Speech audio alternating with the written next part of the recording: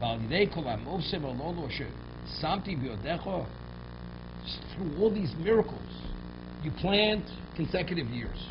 The earth is not depleted. Not only is not depleted, the 6th year, the earth has such nutrients that the one crop is so qualitative it covers you for 3 years. These are unbelievable miracles. You can't attribute this to yourself. This is only found in Eretz Yisrael, not outside of Eretz Yisrael. Why? Because you're only tenant farmers. You're not the master of this location. God's the master. Kili kol oretz. Vayideze yebeinecho and Yeshua Sel Hashem. So if you understand God is your provider, so whenever you have need something, you turn to God. Kamo shematzinu b'Yuris Hamon leyomo. Shemay name the Yeshua Sel Hashem. The Medrash tells us there was only a daily allocation. Day in, day out, it's the Erev Shabbos. Friday, they received a double portion. Why? You're stranded in a wilderness that without the money you cannot survive. Because God says, I want you to understand, rely on me. But it was really a conditioning process. For 40 years, day in and day out, you understand, God is the provider. So you'd say, even when you come to Eretz Yisrael, unfortunately people have short memories. God provided year in and year out, day in and day out. Never missed a day. So, in Eretz Yisrael, we understand who's the provider. Well, God says, no, now it's time you're on your own. That's what you would say that. Now we're on our own. It's not as easy as it was.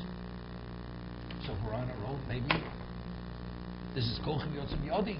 So even within that context, God says, no, as much as you believe you're on your own, you're not on your own. 6 years you plant consecutive years. The earth will not be depleted. And even the 6th year, after consecutive plantings, it'll be so enriched, it'll cover for 3 years. You have to delude yourself to believe that it has to do with you. God says, I don't want you to work to you. The land is empty. Because I want you to secure that faith. You'll be covered.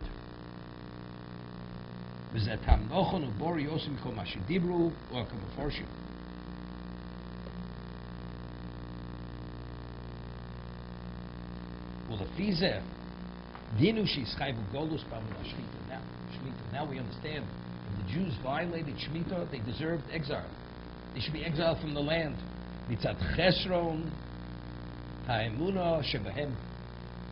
chesurim, there was a lack of belief in him. They had no faith in his salvation, his assistance.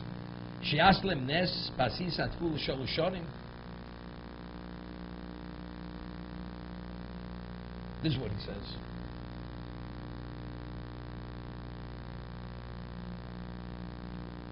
It's interesting. We find by the Mun, Moshe Rabbeinu says to Klal Yisrael in the 40th year, recounting all what happened over 40 years in the desert, from the time we left Mitzrayim, and so on and so forth, he says, Vayantcho vayiriveko vayechilcho samon. God afflicted us, He starved us when He fed us the mud. We had the mud, it was enough. So the Gemara says that it says Hamalcha min mon ba'midbar leman anoscha. I fed you the manna in the desert to afflict you. What do you mean? What way were we afflicted? It was that He provided for us. So there's an argument. Now, there's a principle. You know, a person has a cupboard full of food, and you're preoccupied. Someone says, so what do you eat? You have time to eat. Well, psychologically, knowing that you have food is not a problem, because it's always available to you. But if you have a meal, and you're eating the meal, and your cupboard is empty, even when you're eating, you're not satisfied, because you're worried what's going to be tomorrow. You're consumed with this. The one who has the bread in the basket because he's psychologically, emotionally secure, he could push off eating. But if you don't have that security, then you have a problem. So one interpretation is, what's that low? So what was the affliction? We only received a daily allocation. No security. We were not secure. So we're continuously afflicted with this worry. Could you imagine? We're already going 39 years, God never missed a payment. Never. Never missed a payment. But we still feel afflicted.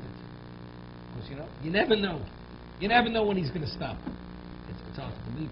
But that's the reality. When you live in such a wilderness, which is impossible to survive, at a certain level, at a subliminal level, there's a worry.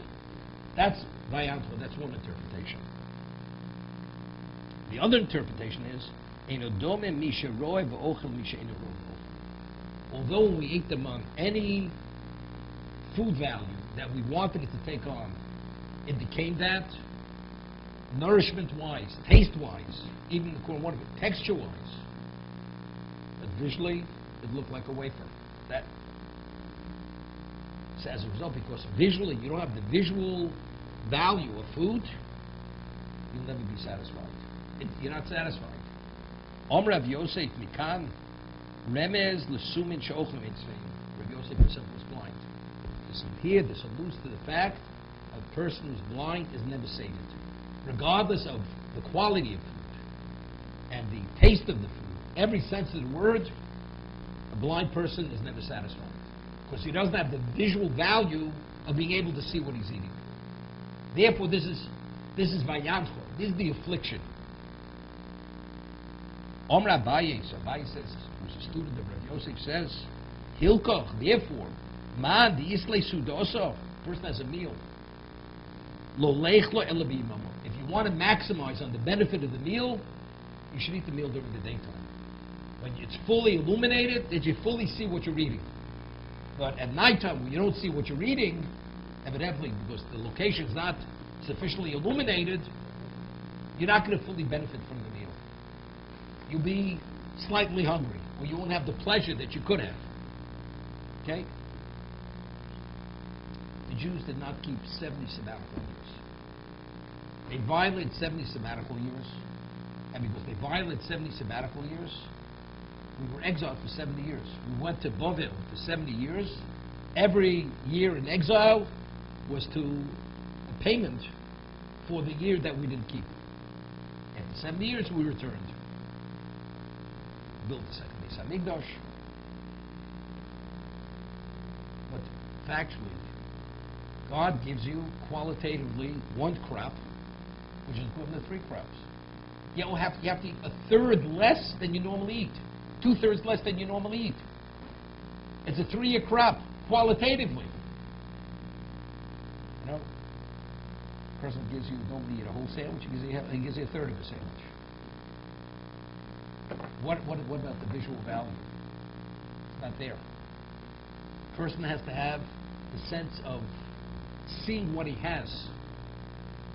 Where is it? And as a result of that, it's not the same. When we work the land every year, we have quantitative. Quantitatively we have it. When you have quantity, you have bulk, you have it. So as a result of that, we're not observing the Shema. We're not satisfied. We don't feel secure.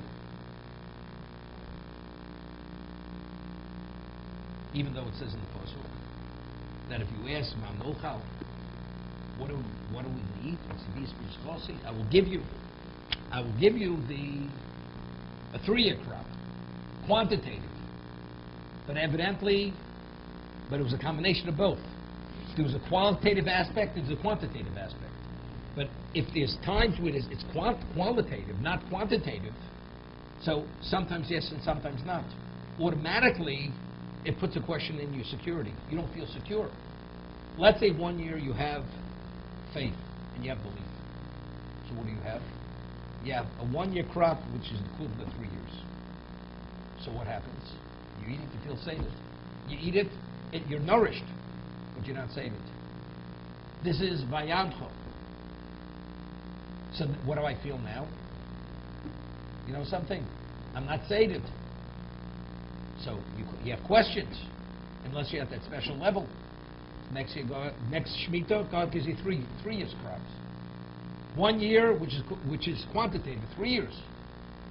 So last time in the 6 year, I had 1 year crop, one crop. Now I have the bumper crop of the 6 is 3 years. So you see, you're not guaranteed. God is not guaranteeing continuously a bumper crop which is 3 years.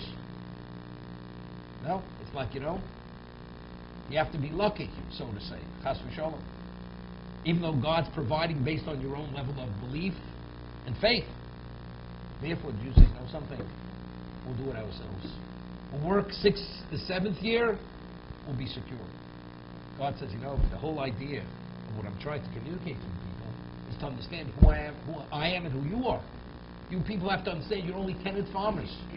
You're not the proprietors here. You're not the masters of the land. Kili kolorets. You can't sell this land. This land max is going to be sold for 49 years. You can't sell it forever. Because the land is not yours forever. I am the master. And that's what God's trying to communicate. But unfortunately, the communication doesn't resonate in the people's minds.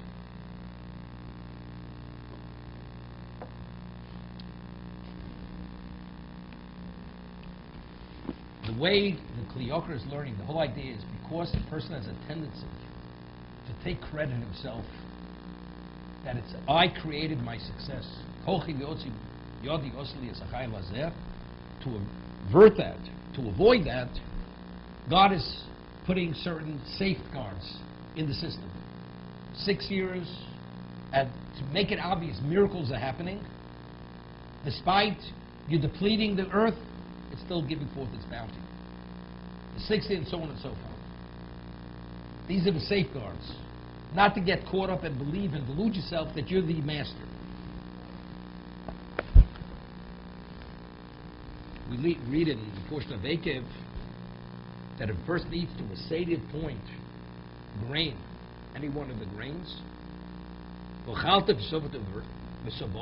you eat and you're sated, you bless Hashem for the good land that He gave you. This is the basis for Birchas Hamazon. This, everybody agrees, this is, if a person eats to a sated point, he has a Torah obligation to acknowledge Hashem for that sated state. Okay? Why? Why? So the Seforno says,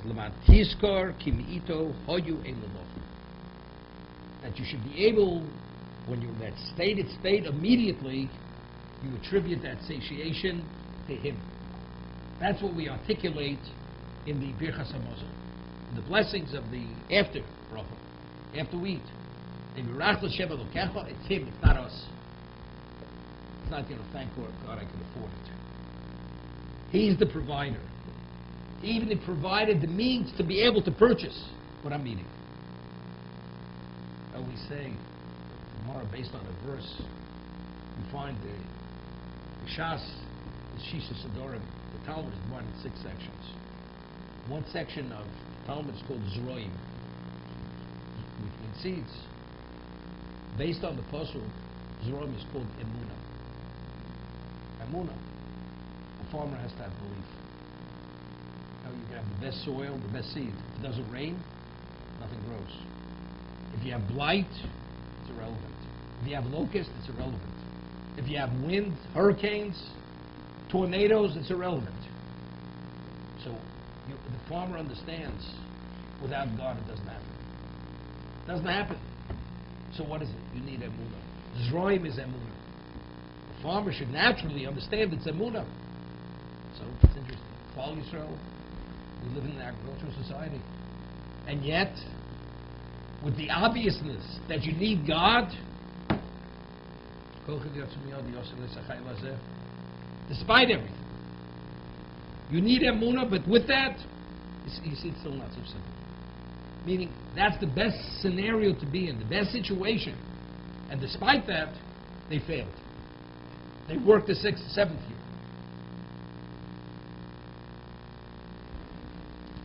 It says a little further. Pentochel b'savoto, Moshe Rabbeinu says, "Hishamudcha petishka chesed shalom." You have to be careful not to forget God. Levilti shmor mitzvosav, not to observe His mitzvos, mishpotav, v'chukosav. Shenochim tzav chayom, meaning you're going to forget about the Torah.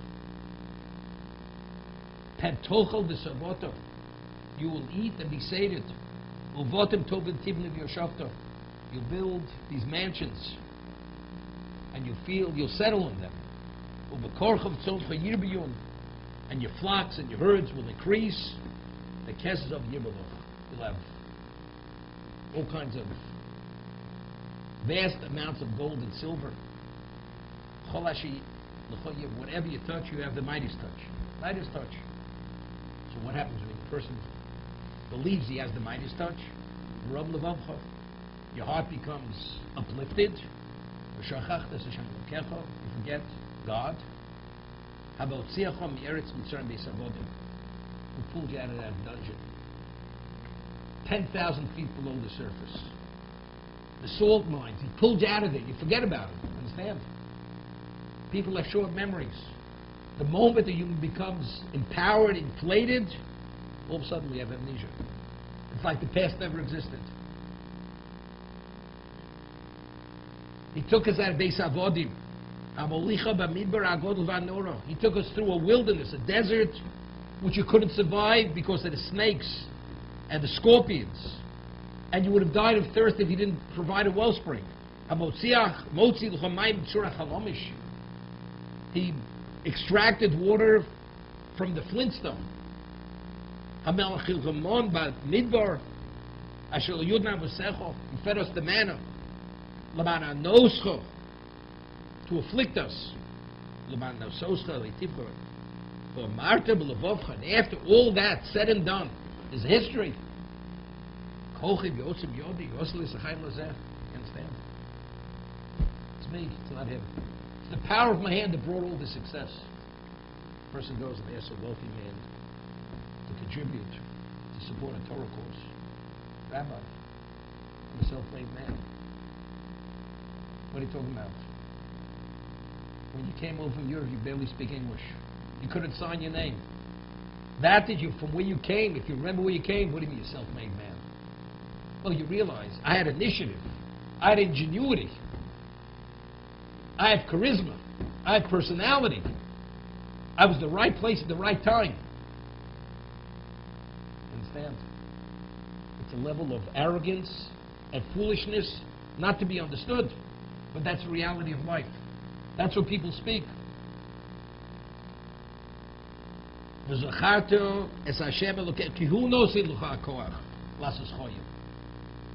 happens if the person has a stroke and he walks around with limbs that hang from him and he can't walk? You can't even utter a word. You lost your power of speech. What happened all of a sudden? In a second you're deflated. God gives you the power to succeed. To be able to uphold this covenant.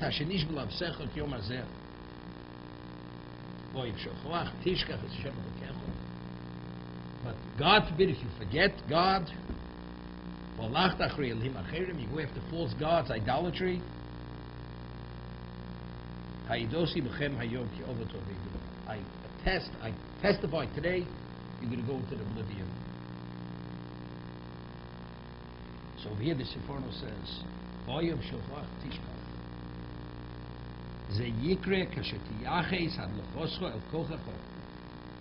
this is, when will you go forget God? When you attribute your success to your own ability. You know what he says? When you don't attribute, you don't bless Him for that success. Meaning originally for that satiation. It would have been veirachto. And every moment you say, thank God. And you give praise to God for everything you have, you never forget. It's only because you didn't praise Him. You didn't identify the source of your success and the source of your security. As a result, that's why it came to this. So if you would have followed God's prescription, it's Him, it's not me. By identifying the source of my success, my satiation, there will be shochachta. You don't forget. It's interesting. We find in the time of David HaMelech there was a plague. Jews were dying. So the Navi, so it was communicated to David that Jews have to begin saying brachos, blessings. The Jews are supposed to say 100 blessings every day, 100 brachos every day, kuf brachos, mea brachos. Where's it alluded to? It's alluded to in Torah. Ba'ato Yisrael mo Hashem elokecho. Show me more. Moshe says to the Jews, what is Hashem asking you? Kim liyiras Hashem elokecho. To fear Him, to revere Him, lech b'drochav, to walk in His way. So the Gemara says, Chazal say, it should not be read more, but meyo. What is God asking of you? Meyo, 100. God wants you to recite, acknowledge Him 100 times a day through the blessings. That's meyo.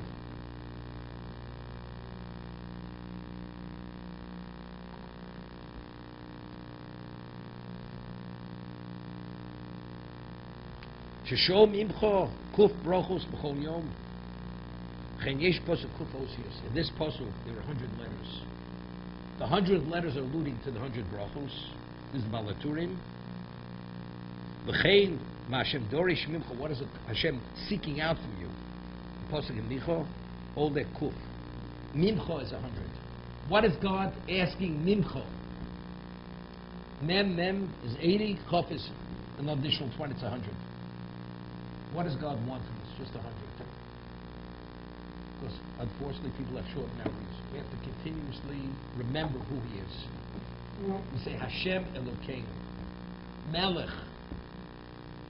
We're identifying who He is. Shakol Niyeh. It's an awesome expression. Shakol Niyeh B'dvoro. Everything came about through His word.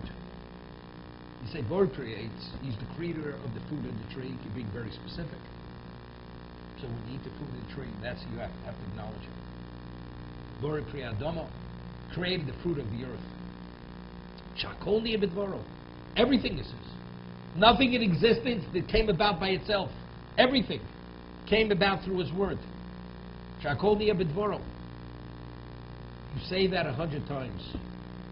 Not necessarily within the context of Birchas Hanenim, before we benefit. We have many different classifications of blessings.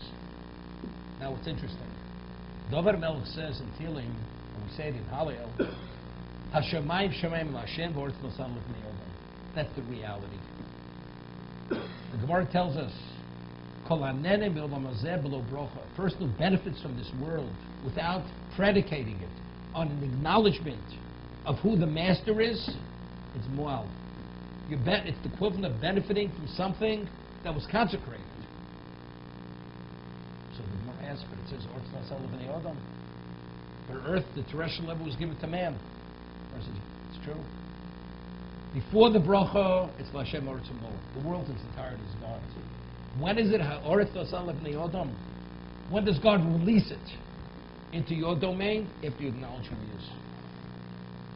Like a person goes, Chas v'Shalom, he's a pickpocket. Puts his hand in your pocket without permission. So what is he? He's a thief. He could have said, could I please have? The man would happily give you. What are you putting your hand in his pocket? You say, please. The man gives you. The person releases it. Lahavdil HaKadosh Baruch Hu. The world's entirety is God's. Everything. Hashemayim Shemayim El Hashem. When is the Oretz Nosan L'Bnei Adam? When does God give the terrestrial level to man? If you acknowledge that He is the master of the terrestrial, that's saying please. Because when you recognize Him as the master, then you're going to be the subject. If you don't recognize Him as the master, then you become the master. That's Yodi Osel Yasachayim Lazeh. That's what happens. We forget. So how do we maintain ourselves? To be cognizant, continuously cognizant of who the master is. So even in Eretz Yisrael, where you have Shemitah, you have this amount of year, you have all these obvious miracles. The land doesn't become depleted. In the 6th year, you have a crop which is enriched to the point that you have to eat a third of what you normally have to eat, and you're fully nourished and sated. And if not, he gives you a quantitative amount, 3 years worth. After all this, the person still doesn't see it. You have to have 100 brachos. Mo Hashem Elokecha Shalom Leilach. May of brachos. God wants 100 every day. You have to identify him in 100 times in different contexts. Of course, you can't survive without it. But of course, if you say the bracha and you don't focus on what you're saying, people say bracha and they don't even realize they said bracha. But it's an acknowledgement. You know, it's like a child. The child doesn't even understand what the meaning of the word please means. He's 2 years old. And you want to teach him how to ask respectfully. Say please. He says the word please. Does he understand what he's saying? He doesn't. But he says please. Unfortunately, that's why people say brachos. No, it's by rote. When a person focuses on the bracha, Baruch Atah Hashem, Adni, Master, Infinite, Elokeinu, Almighty. You know, maybe if a person would say bracha, maybe in English, it would somehow impact to a greater degree. You say Almighty. The person says God Almighty. It has, I think, a great effect than say Hashem Elokeinu. Because a person is so conditioned to say the words, it barely registers when you say it. Melech, King, Master of the universe, the creator of whatever.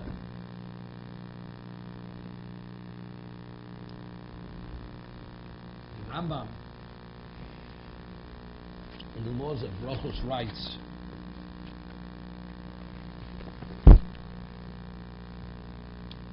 Mitzvahs aseh min haTorah levorech acher achilas mozon. There's a positive commandment to bless after one eats grain. Shenema v'achalta v'sovato v'rachtos Hashem Elokecha. Ve'eino chayv min haTorah l'kei soveya. You only have a Torah obligation if you say it. Shenema v'achalta v'sovato v'rachtos. Dibri sofrim. Rabbinically, Ochal afilu k'zayis, even if you eat as little as the volume of an olive, the vorech achrov, you have to say the after bracha birchas hamazon. Umidivrei sofer levorech al kol machol tchilo. Rabbinically, one has to say a blessing of every food item before one eats. V'akach yenu in that manner. And then you're permitted to benefit from it. V'chedim hiriach reach. You smell a fragrance. Reach tov, bevorach v'akach yenim. You first say the bracha. If you benefit without predicating it on the blessing, on the acknowledgement, wow, it's like benefiting something that was consecrated. You have an obligation to say an after bracha rabbinically. Also, what we drink, you have to drink a minimum volume.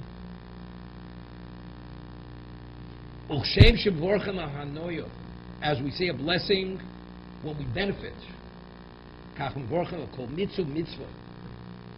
Prior to doing a mitzvah, we say a bracha.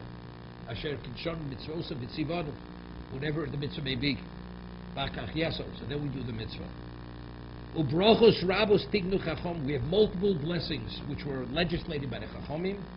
Derech shevach vodot, give praise and thanks to God. Derech bakosha, to supplicate Him. Why? To always be cognizant and remember the Creator continuously. This is the significance of brachos. Although you didn't benefit and you didn't do the mitzvah, a person has to be continuously cognizant. So if you say 100 brachos a day, this is besides tefillah. You have an obligation to pray 3 times a day, rabbinically, 3 times. Once, according to Rambam, midoraisa on the Torah level, is to have an audience with God once a day, rabbinically 3 times a day. Besides the birchas kriya shema, the blessings which precede it, besides psukei zimra, besides what follows. So how many times a day does a Jew who observes the Torah and what the Chachamim, what they legislated and they enacted. How many times do you say God's name a day? Multiple times. Could you imagine your focus? But what is the value of all that? Besides activating very spiritual forces, it maintains a cognizance of God's in your life. Nothing is for nothing. Person wins the lottery. Could you, for a moment, attribute that you created that wealth? Lucky day. Today's my lucky day. Other people don't, so you're lucky. You could somehow delude yourself. You know, it's chance. Would you say Shechionu? You say Shechionu. Person wins the lottery, you say Shechionu. Depends how much you win. It has to be enough that you should say Shechionu. Has to minimally cover the cost of the ticket. Okay? Shechionu b'kimonu v'gyornu l'azman hazeh. So acknowledging God as the master, that He allowed you to live, to experience this special moment. Even that, because we're continuously prone to see it in a distorted context. Continuously. We're always somehow off. It's not as we should see it. And it's looted in Torah. Man is prone to want, he craves to have his ego inflated. That's what it's about.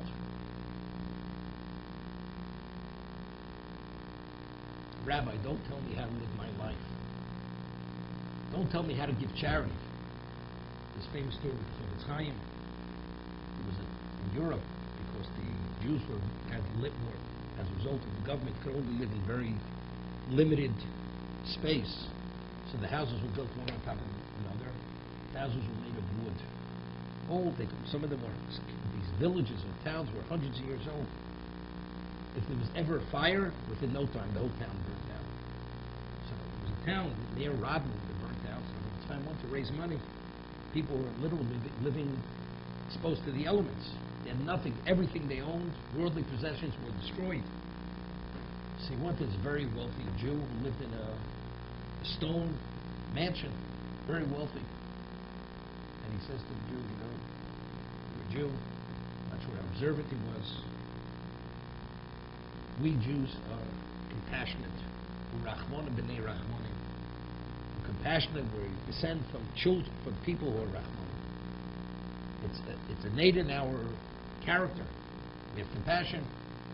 These people are helpless, suffering. Contribute that we should be able to rebuild our kingdom. I created my wealth. It's mine to do as I want.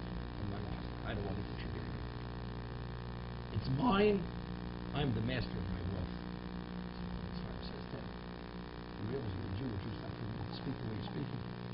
Don't you realize you're only administrator of the wealth to do the right thing with the wealth? It's mine to do as I want to. So Chofetz Chaim says to us, don't you realize in a moment as God gave it to you, you can take it from you? Not possible. I'm so diversified, even if one thing is lost, I have something else to compensate, to cover. I'm hedged from here forever. Nothing to worry about. I'm secure. Okay? Chofetz Chaim says, unfortunately, you have to learn that one way. Okay? Chofetz Chaim leaves, the man doesn't participate. Next day, the Russian army comes through this man's town. He owns the whole town. He owns the bridge that crosses the river, and the Russian general, he dismounts and he leads his troops across the bridge. And the Russians were rabid anti-Semites. The Tsarist Russia, not that things have changed. And he's wearing boots with spurs. As he goes across the bridge, one of the boards in the bridge, the knot was pushed out. His spur gets caught in that hole, twists his ankle, breaks his ankle. He's infuriated. He's livid. Who's responsible for this bridge? He's Jew. Sends him off to Siberia. That's the end of the story. You can be diversified. But the moment it's over, it's over. That's Kochli Yotzim Odi. Kochli Yotzim Yodi also that's a time there. Unfortunately, this man, as much as the Chofetz Chaim tried to encourage him, to give him some level of clarity, he rejected him. It's me, only me. Fortunately, the man didn't have a source to see it right. He didn't live evidently a life, whereas continuously he addressed this issue of being cognizant of God, that everything is Hashem. They didn't have it. If you acknowledge and you maintain the program, a person who's already weighs 450 pounds, doctor says, something, unless you get yourself into shape, you don't have much time to live. You're going to die. Doctor says, I can't even get off my chair. But you got to start the program. It's not simple. Can't get going. But a person maintains his health his whole life, eats responsibly, sleeps responsibly, invests his life responsibly. Things come natural because you're in shape. You have a capacity to address whatever your physical needs are. Identically, there's a spiritual prescription. If continuously, after you're sated, you acknowledge the source of the satiation.